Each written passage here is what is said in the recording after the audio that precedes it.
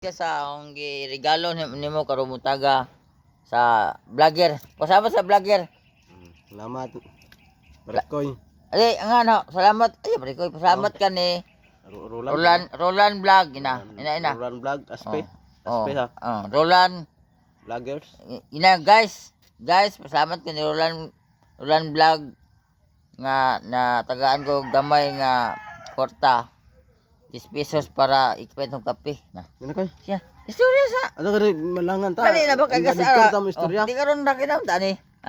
Salamat ko ni Roland Vlog guys nga tagaan ko og gamay nga para pangapi sa kabuk sa Muntagon. Unsa ra mo adto balik ra ko? Ari naka-vlog na. Man na balik. Wapoy, sinapsama sa. Guys, ina guys. Balik ra kita. Sige guys, kay mo siya guys oy. Orto guys, ang kaning tahon na na to ni og tagpagtagad sa Kabuntagon kay nanam sa di sa balay, nakuha namin naon siya. O sige guys, balik din sa unya guys oh. Sige ha. Okay, para makakuan taron gamay. Eh guys, mayong Kabuntagon da tanan. Na ako dire.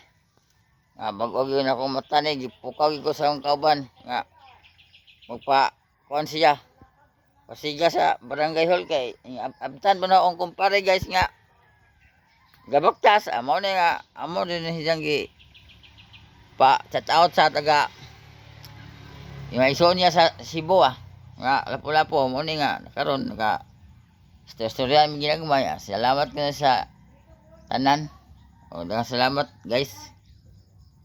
Bye-bye, sana all.